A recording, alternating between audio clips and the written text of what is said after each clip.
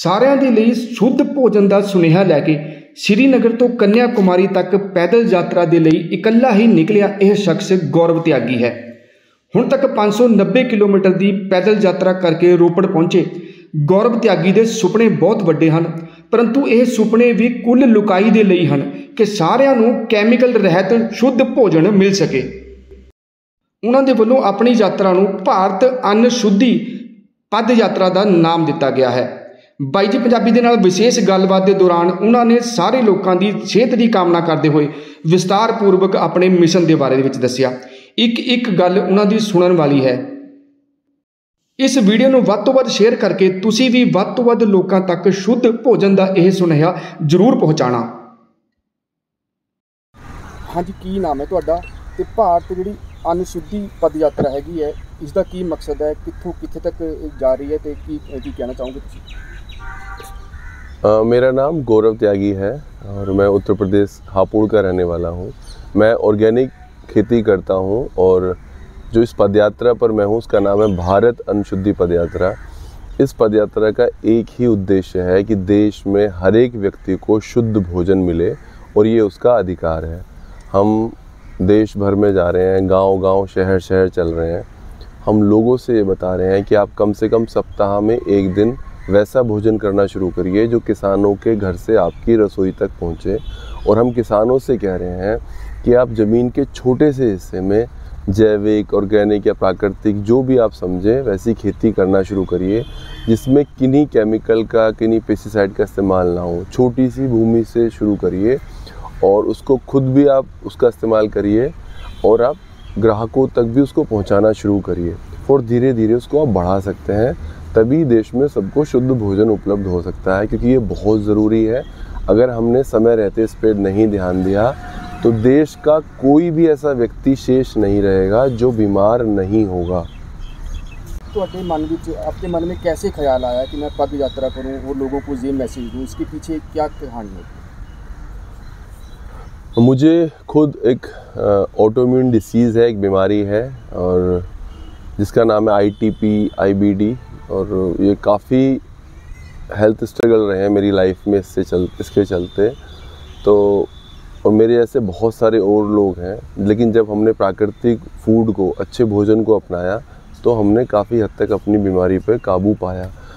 और मैं अब ये चाहता हूँ कि देश में हर कोई जो बीमारियों से, ऐसी बीमारियों से जूझ रहा है या गंदे भोजन की वजह से, अशुद्ध भोजन की वजह से उससे दिक्कतें आ रही हैं, बाकी लोगों को देश में सारी दिक्कतें ना हो। जिस तरीके से पिछले 15-20 सालों में देश भर में बहुत सारी बीमारियां हो गई हैं, घर घर मरीज हैं, BP के, शुगर के और सारी ये ऑटोइम्यून डिसीज़ हैं, बहुत सारी बीमारियां हैं जिनकी लिस्ट बहुत सारी लंबी है। मैं नहीं चाहता कि बहुत सारे लोगों को ये बीमारियां हों, इसीलिए मेरे पदयात्रा का विचार मन में आया कि मैंने सोचा मैं देश भर में जाऊंगा, पैदल चलूंगा और देश भर में जाके लोगों को, किसानों को बताऊंगा कि शुद्ध भोजन कैसे हम सबको मिल सकता है। कश्मीर से शुरू की है आपने पदयात्रा, अब तक आप कितने लोगों को, किसानों को मिल चुके हो? कैसे आप महसूस करते हो कि उन तक ये मैसेज पहुंचा या उन्होंने इस मैसेज को कैसे लिया? अभी तक यहाँ बैठने तक 590 किलोमीटर मेरे पूरे हो चुके हैं लगभग। और मैंने कश्मीर लाल चौक से शुरू की थी। मैं वहाँ के काफ़ी सारे ज़िलों में गया, जैसे अनंतनाग में गया, काजीगुंड में गया, रामपुर, बनिहाल, वहाँ के गाँव में मैं गया। मैं अखरोट किसानों से मिला, मैं सेब उगाने वाले किसानों से मिला। उसके बाद मैं कठुआ, जम्मू, फिर आपका पंजाब में अभी हूँ मैं, रोपड़ में।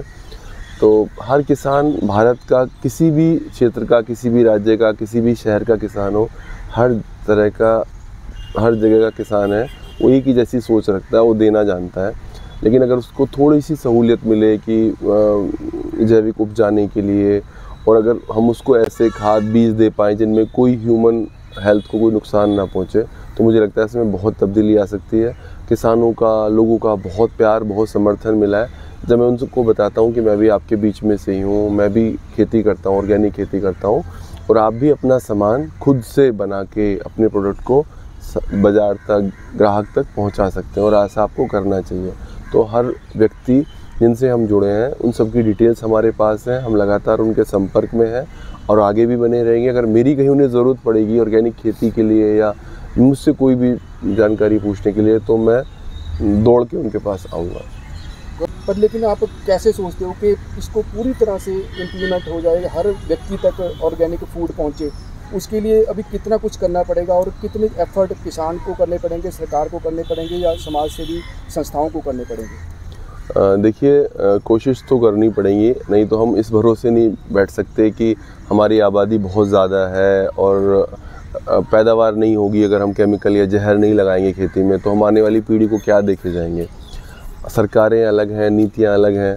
सरकारों से या नीति बनाने वालों से तो मैं यही बोल सकता हूँ कि आप उस तरह का कुछ इनोवेशन हो खेती में भी कि जो अभी पेस्टिसाइड्स या केमिकल का इस्तेमाल हो रहा है वो ह्यूमन हेल्थ पे ख़राब ना हो। ये तो वही लोग देख पाएंगे। लेकिन मैं एक सॉल्यूशन जो लेके निकला हूँ देश भर में किसानों से बताने के लिए, लोगों को बताने के लिए, हम ये कह रहे हैं कि आप सप्ताह में कम से कम एक दिन वो भोजन करना शुरू करिए जो किसान के यहाँ से आए। और किसानों से ये कह रहे हैं कि ज़मीन के छोटे से टुकड़े से शुरू करिए, आप जैविक खेती करना शुरू करिए, आपको उसके अच्छे पैसे भी मिलेंगे। क्योंकि मैंने जो शहर देखे हैं वहाँ पर कई हज़ार रुपए किलो तो घी बिक रहा है, लेकिन किसान से घी का रेट क्या हुआ? 700 रुपये, 800 रुपये, 900 रुपये, इससे ऊपर नहीं। लेकिन आज मतलब जिस घी पे हमें संदेह है, जिस घी की हम शुद्धता का कोई अनुमान नहीं लगा सकते, सिर्फ कहीं बातें हैं, वो घी भी 3000 रुपये किलो, 3500 रुपये किलो, 4000 रुपये किलो, 2500 रुपये ऐसे बिक रहा है। तो अगर लेकिन किसान कुछ ही प्रोडक्ट से शुरू करे, घी से शुरू करे, तेल से शुरू करे। सरसों के तेल में कितना सबको संदेह होता है कि सरसों के तेल में पाम ऑयल की मिलावट है, कुछ ना कुछ मिलावट है उसमें। लेकिन अगर आप किसान से लेना शुरू करेंगे तो इस दिशा में छोटे छोटे से कदम होंगे तो मुझे लगता है बड़ा बदलाव आएगा। क्योंकि इंक्रीमेंटल शिफ्ट्स हो गए अगर छोटे छोटे, तो बड़ा बदलाव आना पक्का है। लेकिन सबको इस दिशा में जागरूक होना पड़ेगा, जो बहुत ज़रूरी है। अगर हम समय रहते नहीं चाहते तो जो हम 2047 में एक विकसित भारत का सपना देख रहे हैं, वो सपना बिल्कुल बेमानी है। अगले 2047 तक हमें इस पर कोशिश करनी चाहिए, पूरी जान लगा देनी चाहिए कि देश में हर एक व्यक्ति कहीं से भी कोई भोजन उठा रहा है, उससे कोई संदेह करने की ज़रूरत ना पड़े कि इसमें केमिकल है, इसमें कोई पेस्टिसाइड है। जैसे दूसरे देशों में होता है, अगर मैं सिंगापुर का उदाहरण लूँ कि कहीं से भी आप टैप वाटर खोलें तो पानी आपको पीने के लिए जो मिलेगा आप बेफिक्र पी सकते हैं। ऐसे ही इस देश में 140 करोड़ लोग कहीं से भी खाएं, वो भोजन शुद्ध ही होना चाहिए, उसमें कोई केमिकल, कोई पेस्टिसाइड नहीं होना चाहिए। और ये हर नागरिक का अधिकार है शुद्ध भोजन, जो उसे मिलना ही चाहिए।